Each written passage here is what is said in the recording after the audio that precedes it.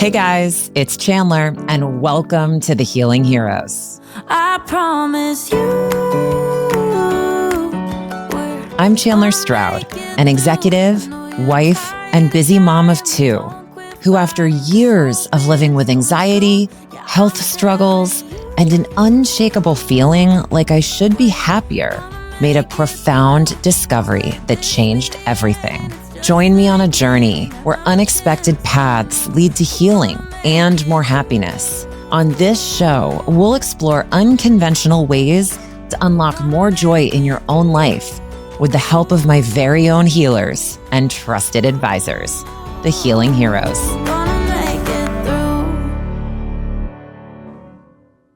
Hey everyone, thank you for tuning in, and I am so looking forward to today's conversation.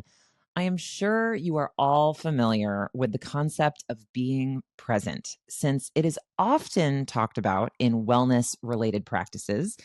But have you ever stopped to think about what being present really means? Sometimes in the past, I've worried that I'm not correctly engaging in practices that on the surface seem so easy, like meditation and being present, because you sit there wondering if you're missing something that everyone else just seems to get. I was never sure if I was doing it right. I even took a private lesson on how to meditate because it was so unclear to me what achieving presence truly felt like. And I was so convinced that I had not successfully accomplished that state of Zen before. So, whether that resonates with you and you feel similarly, or you're a pro at getting present in your body, this conversation is for you. Today, we have Nicole back with us to talk all about how yoga, sound healing, and Thai bodywork can be effective gateways for learning how to be present in your body and why it's so important. For instance, did you know that while getting present is an ancient practice, it's been well researched since the 1970s and is used with positive outcomes in the treatment of pain, anxiety, depression, addiction, eating disorders, and more. And if you're still not convinced, more broadly, it's been known to help you enjoy life more and build up emotional resilience so that you become more effective at dealing with life's challenges. So much to dig into here, and I am thrilled to have Nicole back with us today. I introduced Nicole in our previous conversations on yoga, sound healing, and Thai bodywork. And I, of course, met Nicole through taking her incredible yoga classes. But here is a brief overview of her background for our new listeners today. Nicole is dedicated to holistic healing with her own journey centered around the fusion of yoga, Thai massage, and the transformative power of energy and sound healing. Through the mindful integration of yoga postures, the therapeutic touch of Thai massage, and the resonant frequencies of energy and sound, she aspires to guide individuals to self-discovery and holistic well-being while creating a space where both the body and spirit find restoration and balance. Welcome, Nicole. Thank you for being back with us today. Thank you, Chandler. I know we've covered some of this before in our previous episodes, but just to ground everybody in today's conversation and provide context for new listeners, can you quickly share an overview of the 3 key practices we'll be talking about today so everybody's on the same page? Sure. Great, thank you. Let's start with yoga.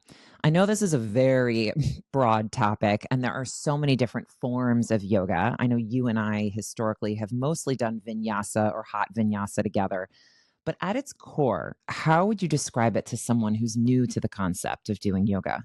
Yeah. So again, as you mentioned, it's very broad. And so yoga is the yoke. So it's the combination of the breath, the mindfulness, and the physical experience. And so the asana would be movement, but you don't have to be moving in order to practice yoga. Meditation, yoga nidra is all yoga. So it's really linking the breath and mindfulness and then being present within your body. Perfect. Thank you so much. And I know it is a very broad topic. There's so many different kinds of yoga you can do, but I think just knowing that it is a practice that links the breath with movement in the body is a really good baseline for anyone to have that understanding going into today's conversation. So now that we've covered that, what about sound healing? We had a very rich conversation about this specifically and how sound moves energy through the body. Can you share a little bit more detail, though, for someone who may not know what a sound bath is? Sound healing, again, can be broad depending on the types of instruments that you're using within the practice. So typically you'll see a crystal sound bath, but there are so many different modalities within that practice. So it's using sound to move energy within the body. And so the analogy that I always use is if you can imagine a thunderstorm and the rippling effect in a lake, and that's essentially what happens to our bodies. So our bodies are made up predominantly of water. And so with the sound, it moves that water within our bodies, that rippling effect, like you would see in a lake. That's essentially what happens to your body, and that's the energy and the movement that moves through your body through a sound experience. Thanks, Nicole. Yeah. Sidebar, your voice is so soothing. It's like already putting me in a state of relaxation and peace. I don't know if anyone else is feeling that right now, but you're so perfect for this work. Imagine her yoga class, guys. Thank you for that, Nicole. I think that's a really helpful understanding. Again, just going into today's conversation so everyone's on the same page. It's hard to conceptualize that until you actually are in that experience. But if you go to a concert and you feel the chills within your body, you're feeling it as well. So it's that sound, and it's incredible and really, really powerful. Having done multiple sound baths, it really is such an in body relaxing experience. It's really wonderful. Finally, coming out of our last conversation is Thai bodywork. How would you describe Thai bodywork to a new listener? And specifically, how is it different from traditional Western massage? Yeah, so Thai bodywork is similar to yoga. It's just an extension of yoga. If you can imagine different restorative poses within yoga where your practitioner is manipulating your body into deep stretches while combining acupressure points. So they're not stroking the body, but they're holding and compressing. They're stretching you and moving the body. And so it's almost a dance between you and the practitioner. It's not done on a table. It's typically done on almost a futon mattress on the ground, and you're moving with each other. So it's more of an integrative practice, and it's such an incredible and powerful practice that really brings you into your body in a way that traditional massage is not able to achieve. Or two futon mattresses if you're as tall as me. Yes. Yeah.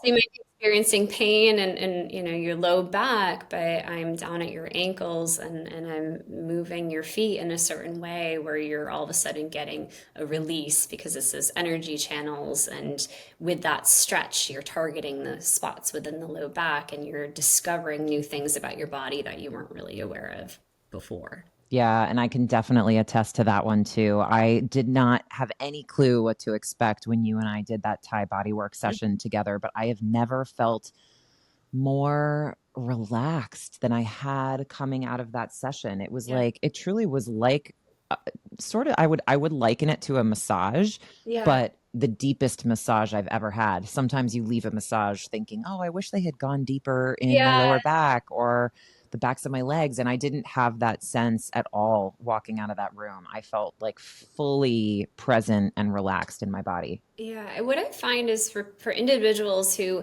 have a hard time settling down, so maybe what's holding them back from getting a massage would be, oh, I have an hour to just lay there and I can't settle my mind, or I fall right to sleep. So it's one or the other. It's hard to find that happy medium space. And the beauty of Thai massages or Thai bodywork is that you're moving the body and you're not able to have that moment of getting anxious because you're just moving along with that process. So it's helping you ground more, but also stay very present because there isn't that amount of time that you're completely still where you could fall asleep. So you Mm. find that happy medium space, and that's deeply therapeutic because, again, you're going into your body and you're feeling things and discovering things because you're actually present. Love that. That's such a great description. Thank you so much for walking us through all three. As you guys probably can sense, I mean, all three of these are very somatic experiences, but really do connect the body with the breath and the mind. And I'm excited to get into how all three of these in different ways help you achieve that state of peace and being present in your body now that we've got a baseline understanding for the rest of the conversation. So, Nicole, let's dive in. All three of these practices, yoga, sound healing, Thai body work, all help bring the attention inward. What are the similarities in how these practices help someone reconnect with their body? They help in so many ways, and they're so powerful in different forms. And we're so busy in our lives, we're running around, and what happens is that we live so much in our minds, and our minds create this whole narrative of what our lives should be and what we should be doing. And then sometimes we find ourselves creating patterns of diving into other stories that aren't even ours, and that can be a little bit of a distraction and avoidance of stepping in of what is it that I need right now.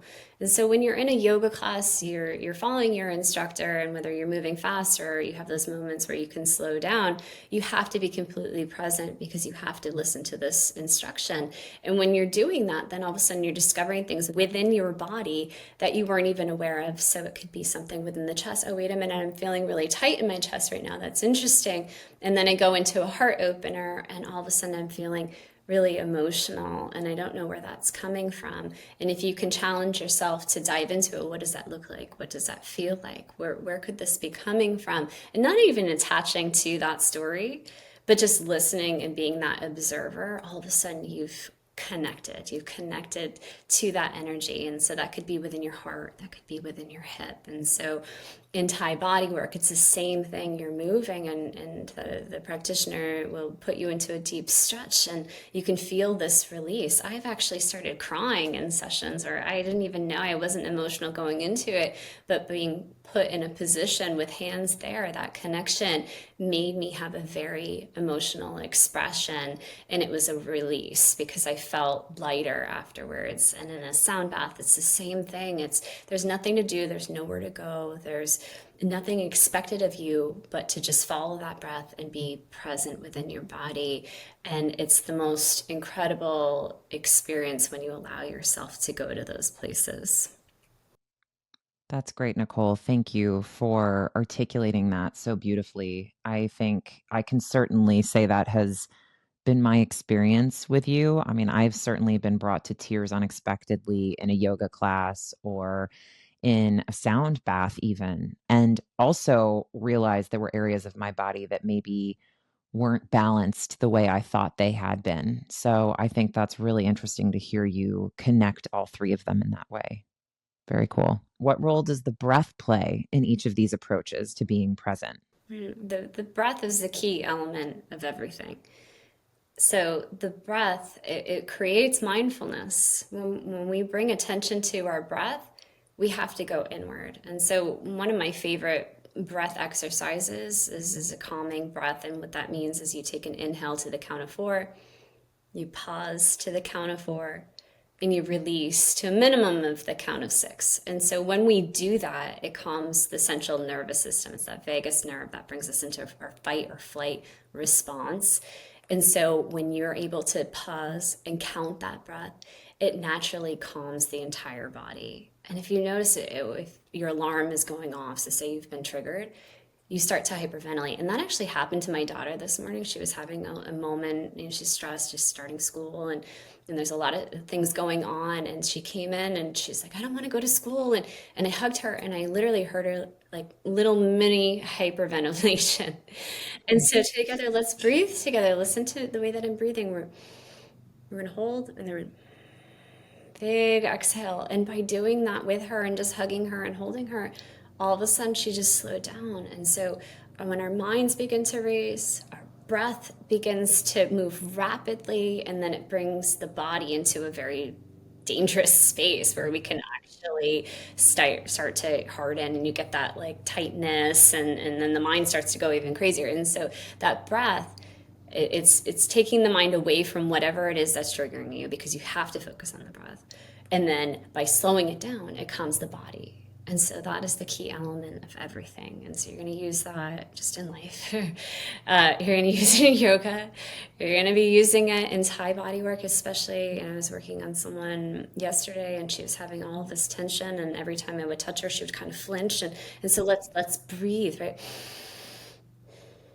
And by doing that, then all of a sudden her muscles started to relax and she was able to go into that space. But her mind is so busy, and so she needed that. And we all need that reminder. And so, and again, when you're in a sound bath, you're going to start off with that breath.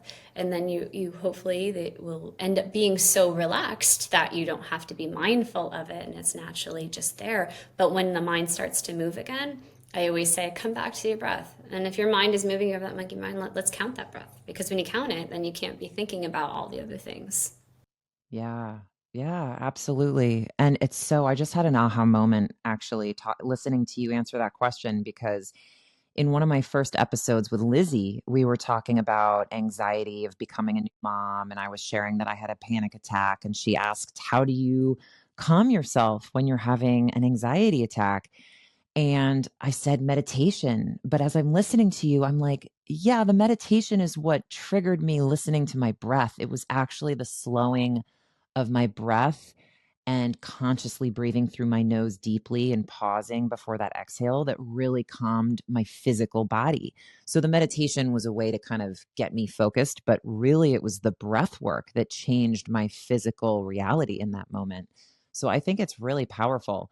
That's first thing I would say. The second thing I have to ask, because I think sometimes it's not always spelled out in these breathing exercises. I noticed you were breathing in, holding for 4, and then exhaling all through your nose. Does it matter if you exhale out your mouth or out your nose to calm your nervous system? It's more helpful to be exhaling through the nose. And sometimes if you go to breath work, there are different types of breath work exercises, and some practitioners will cue you to be breathing through the mouth. But Mm-hmm. with yoga, it's always inhaling through the nose and exhaling through the nose. And that breath through the nose really helps to bring that energy through the body more effectively. And Okay. so that's how I teach it, and Okay. that's how I breathe. But sometimes when you are triggered, so if you're you're having a panic attack or feeling anxiety or asthma, like I do, sometimes you Mm, need to, okay. And I'm going to do a yeah. big inhale through the mouth, a big exhale through the mouth, and then I'm going to come to the nose, and I'm going to be breathing through the nose and just really letting it slow down, because through our mouth it just feels different, and it's Yeah. a bit more aggressive and it's not as calming, but sometimes you do need to take that big belly breath through the mouth. It's basically how we approach a lot of what we talk about on the show, which is do what feels true to you. Exactly. One may feel better than the other depending on what you're navigating in that moment in time, but neither is wrong. So, love that answer. Thank you for that. Sidebar, because we were talking about this earlier. I was listening to another podcast actually, and an expert was on talking about how everyone's breathing incorrectly and that we all should be breathing in and out of our noses all day long. And I will be the first to admit I am a mouth breather. I probably breathe in and out my mouth 85, 90% of my day. But I have really made a conscious effort in the last few days, I guess, since I listened to this episode to really breathe in and out through my nose. And it's amazing how you immediately feel that difference in your body. It really is, guys. This is not just lip service. Try it, see the It's so difference. powerful. And there was even something like your workout. If you do it when you're exerting yourself, it's like it makes your workout 25% more effective or something Yep. crazy. It's a great episode. I think it was Mel Robbins had a guest on, guys. You know, I'm like Mel Robbins obsessed. But anyway, I just wanted to call that out because we were talking about the Yeah. breath and how powerful it is. And Chandler, that's that awareness that you've discovered. Wait a minute. Oh my gosh. I've been breathing through my mouth this entire time, right? And so now it's that conscious awareness, and it's not intuitive, but it will become very intuitive as you reap the benefits from it. For me, I don't even think about it, but I'm sure I was doing the same thing. Oh, I can't wait till I get there, Yeah. Nicole. That's the dream. I mean, my word for future Chandler, everyone, is peace. I want to be at peace in my body, peace all day long. And I know that this is a critical component. I think just learning how to breathe correctly will get me more than halfway there. Love that. All right. Thank you for going deep there. I think the breath is so important. And I'm sure we're going to talk a lot more about that on the show in a variety of different conversations and ways. In all three of these modalities, Nicole, there's an element of releasing energy, whether physical tension, emotional blocks, or mental distractions.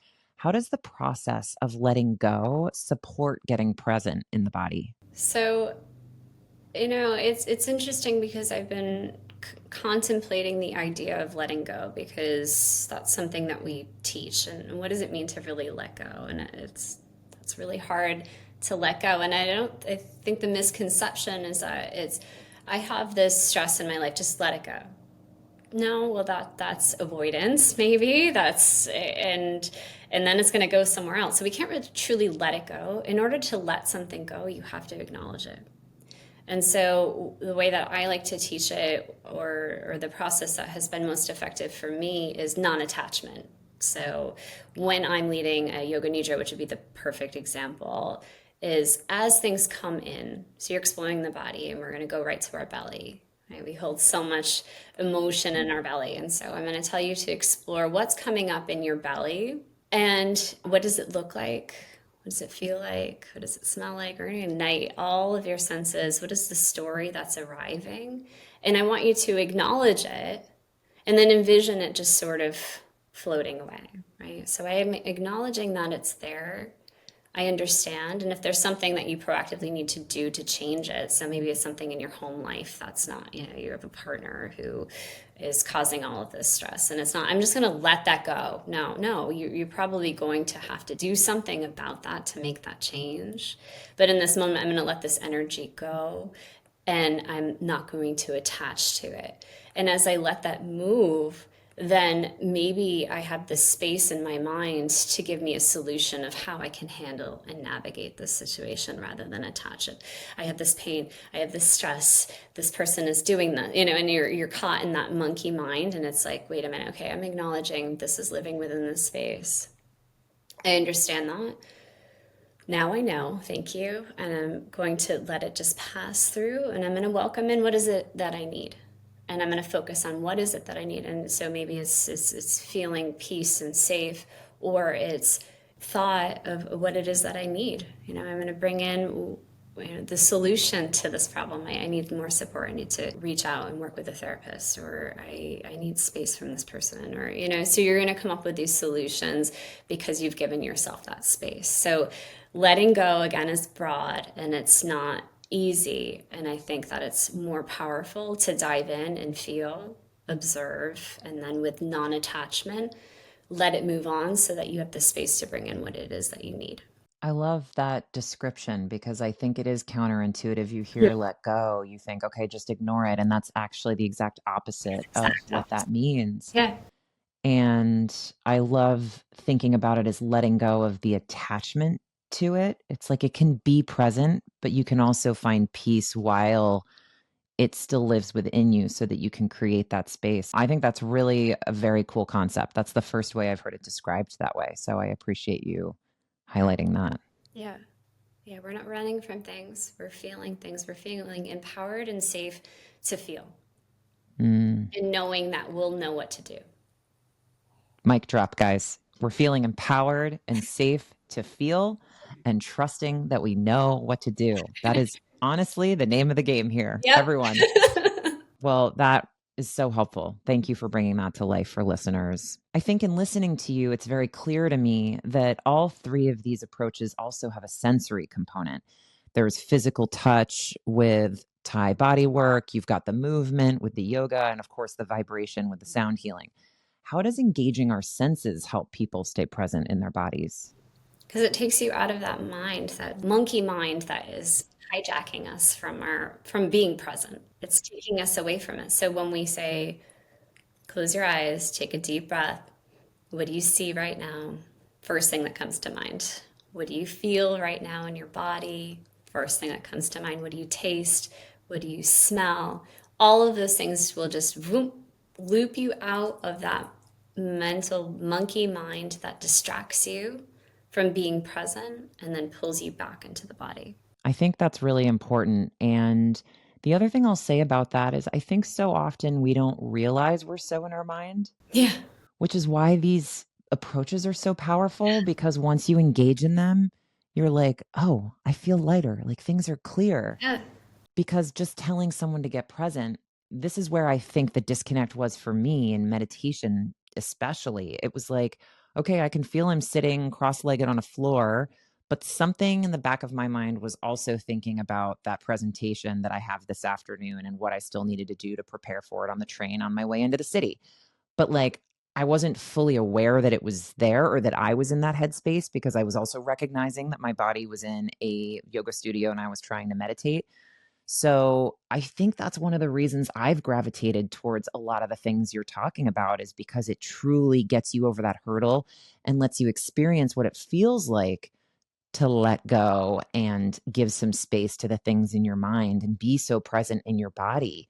Because it's true. I think pulling all of your senses into that physical space that you're in that moment does get you out of your head in a way that you might not even realize you're in it. absolutely. Absolutely. And you know, the concept of self-love. Mm, don't we? So when I first started my journey, that was what I was told. You need to learn how to have that self-love. And I'm like, what does that mean? I don't understand. I like myself. It's great. And so Mm, I don't understand. And with these practices and that somatic experience of really coming into my body and listening to my body, the self-love is just, it arrives because you're able to feel and connect and breathe and nurture yourself the way you would nurture your child or your pet or something that you care deeply for. You're now doing that for yourself. And that is the ultimate level of self-love, of really listening, being present, feeling and connecting.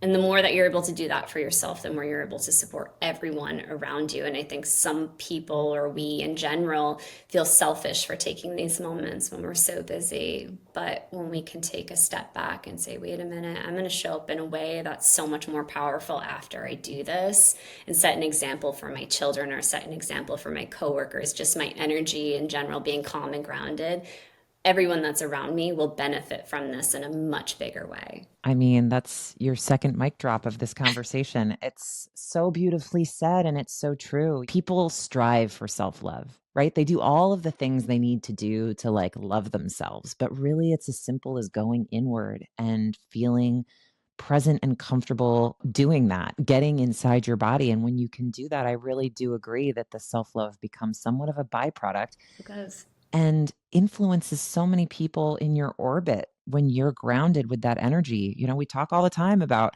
how energy is contagious and it really makes a difference with those around you. So I love that you touched on that. when you're in that energy or in that space, all of a sudden you pick up on maybe what's not healthy for you. And you're able to navigate out of some of those relationships. And when you start to do that, then you welcome in what is aligned with you and you bring in more of what it is that you need. This is how being present can help you live a happier life. That's Absolutely.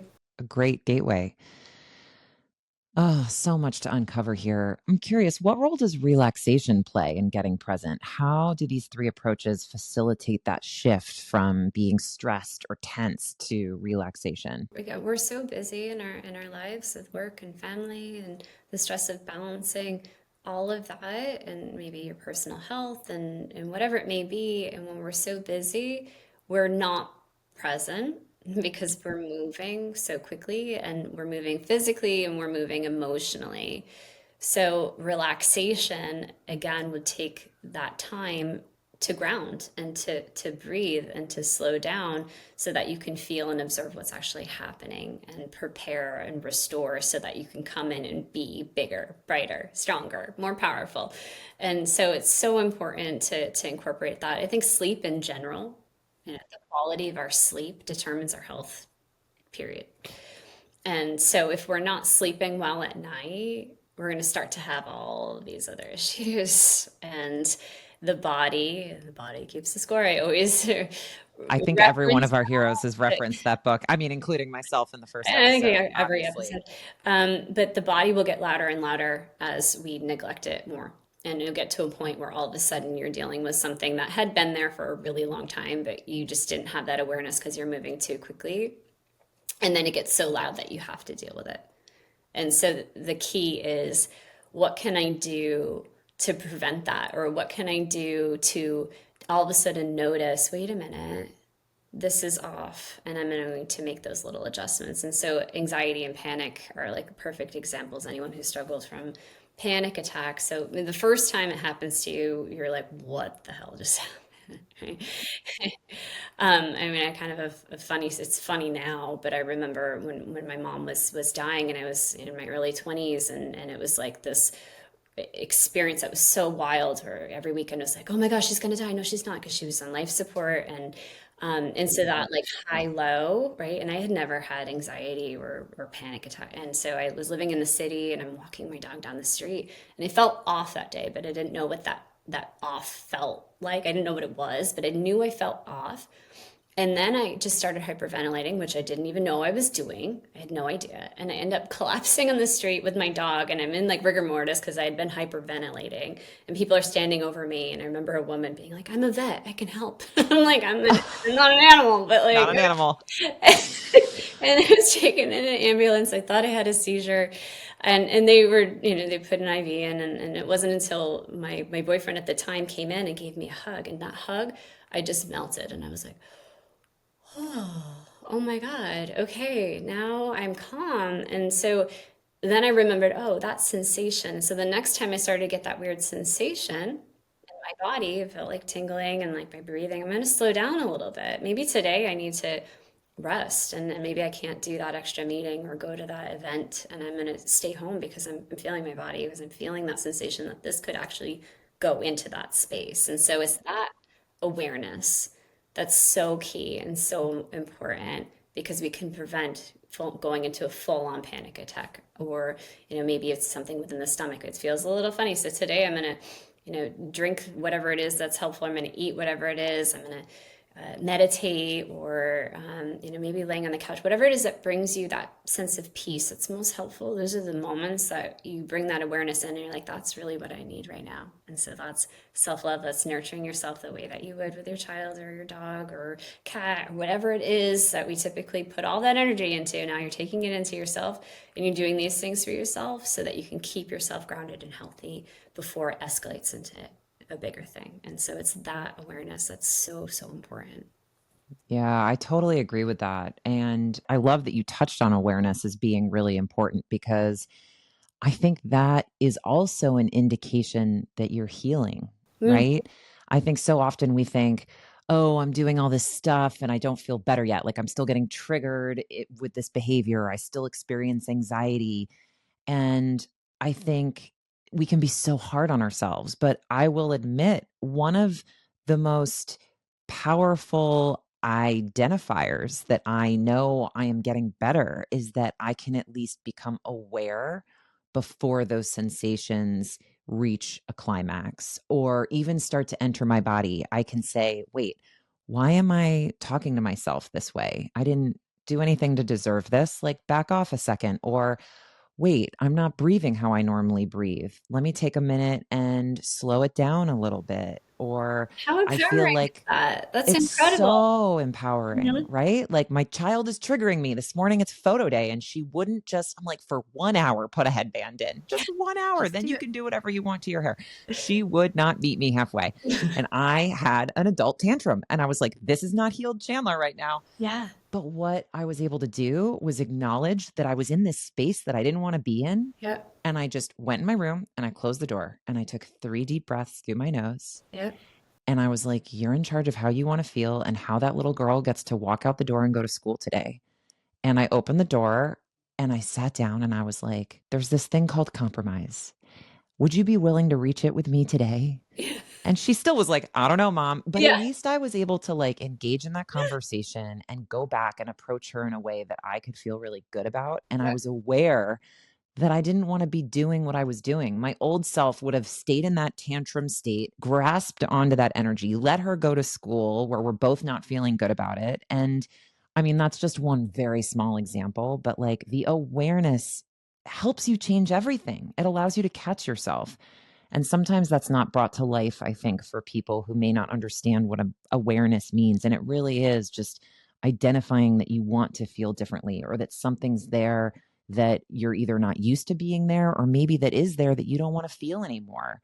that is healing. And I love that you touched on that as part of these three practices because I absolutely know in my gut that all three of these have really helped me strengthen that muscle. It's huge.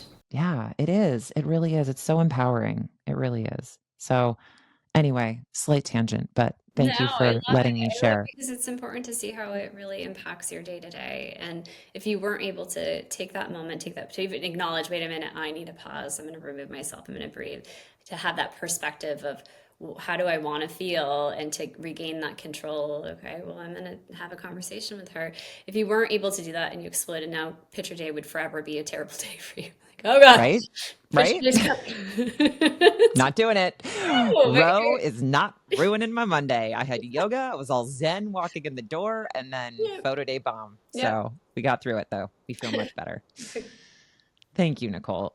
I'm curious, how can someone decide which modality might be most effective for them in their journey towards being more present? Are there signs that might arise or resonate more with a person's unique needs? It's individual to what you're going through in that moment. So it's not saying that one wouldn't be better than the other in general. It's in this moment. So if you're feeling more anxious and fiery, movement is probably the best thing that you need. If you're feeling lethargic and just need to slow down, a sound bath is absolutely what's going to be what you need. And if you're feeling pain and tension in the body and you're just feeling stuck in a way, then time body work would be a great thing. And all of them are fantastic in different ways. You just have to assess, how do I feel in this moment? And what is it that I need right now? And then that would determine what would be best for you. That's so helpful for listeners. Thank you for sharing the different ways that these kind of uncomfortable feelings might be showing up in their lives and what they can turn to. I tend to agree all three are great for any of the scenarios that you just highlighted, but I do think it's really interesting to think like depending on the nature of that energy, where to put it and how to release it is really powerful. Yeah. Yeah, exactly. And listening to your body, what is it that I truly need right now? Again, it's the same as if it were a pet or a child. Oh, they need a nap right now, or no, they need to go to the park right now. And so we need to do that for ourselves. And we tend to not do that and not to even think about that. But Mm. when you switch it of like, what is it that I truly need right now? And I'm going to do that. And that will make me feel my optimal self so that I can perform and do the things that I need to be doing. And I think one plug for yoga based on our discussion around that question. Some mornings I wake up and I've only gotten like 2 hours of sleep and I'm so lethargic and tired, but I go to yoga anyway because I find I can kind of dictate the level of effort I bring. Sometimes I'm here to stretch and sweat a little Yeah. bit and open up my hips and get the blood flowing. Other mornings, I'm fully rested and I'm like, no, I want to work out. I want to go and I want to sweat and I'm going to do all of the poses the instructor's calling. So, like, I do love with yoga, I feel like there is, for me, having done it long enough now, I can bring some flex to those classes and really listen to my body and what I need. That's wonderful. Your classes, especially. Yeah. Miss having you. Based on our conversation today, how would you recommend people start getting present at home if they aren't ready to dive into one of the three practices we talked about today, which again, yoga, sound healing, Thai massage? Are there apps or tools that they can purchase to help them explore further or other small ways that they can take steps towards becoming more present in their own lives? Again, I could answer that in many ways, but I think what would be most effective towards what we've been speaking about and being present would be in the moments that you feel triggered. So if the alarm goes off for you, right? And to take a moment and pause. And if you can close your eyes and just feel the feet connecting to the earth. And where does that energy go within your body? So an alarm just went off and I'm going to feel it in my stomach. And so maybe just taking a moment, closing your eyes, feeling the feet grounding and taking your hands to your belly and just breathing. Right? So eyes are closed, big inhale through the nose, Big exhale through the nose. Maybe you need to inhale through the mouth to really get going. Big exhale through the mouth. And just take a few breaths here. Okay, so I'm feeling triggered and I feel it in this location. What does that look like? What does it feel like? What does it smell like? What does it taste like? What is coming up for me? And then how can I, with non-attachment, allow that to move and just breathe? And so now you're fully present and you're aware. Okay, I was triggered, an alarm went out. I feel it here. I understand now it's in my belly or it's in my heart. And I now I'm aware. Okay, maybe something else came up for me. Maybe, a person or brought me back to a memory from childhood. And that starts the journey of being present.